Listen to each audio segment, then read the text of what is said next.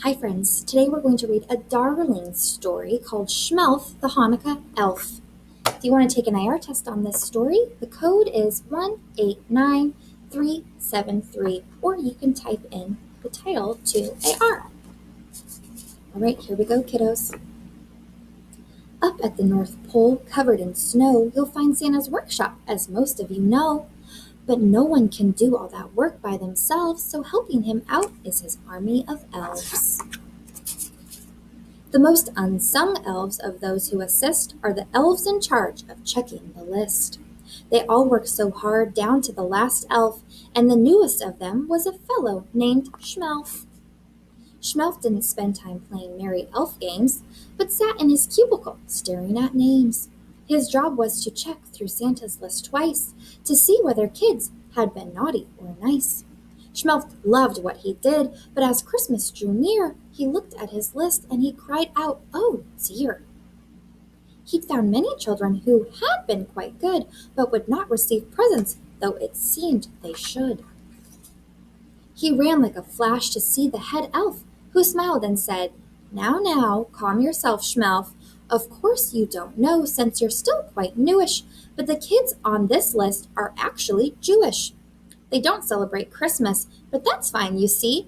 They celebrate Hanukkah, their own Jubilee. It won't be dear Santa who brings them a gift, but their mommies and daddies. Do you get my drift? Shmelf returned to his desk. His mind was quite shaken. Kids with no Christmas? He must be mistaken. So later that night, carefully not to be missed, he snuck off to visit a house on the list. Shmelf peered in and wondered, could this be right? There wasn't a tree or a stocking in sight. Instead, he saw menorahs with candles so thin, and children were giving their dreidels a spin. There was gilt chocolate coins wrapped up in gold foil, and latkes frying in pans filled with oil. Then Shmelf saw there were presents, one for each night. His elfish eyes gleamed as he squealed with delight. Shmelf listened as Mom told the Hanukkah story of the Maccabees' battle of Israel's glory. And through the brave soldiers won their great fight, their temple had oil for just one more night. But once they'd set the oil ablaze, a miracle happened. It lasted 8 days.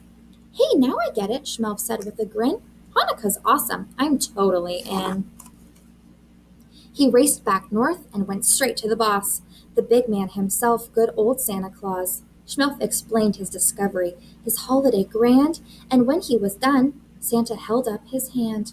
Good, Shmelf, chuckled Santa. It fills me with joy to see how you care for Jewish girls and boys. It shows me that you are much more than a clerk, and so I will task you with this special work. Hanukkah is a time for family and song, for joy and tradition. It's where you belong. I've decided, at Hanukkah you'll travel the world, bringing magic and joy to each boy and each girl. Santa gave Shmelf clothes of white and blue, the colors of Hanukkah. That much Shmelf knew. And a sleigh that could soar straight through the air with a Jewish reindeer by the name of Asher. Now, you good Jewish kids, for 8 nights each December, Shmelf will come visit, some years in November. He'll make sure your latkes are crispy and thin, your menorahs burn brighter, and your dreidels win. If there's one special gift that you'd like this year, tell Shmelf. He'll whisper it in Mom and Dad's ear.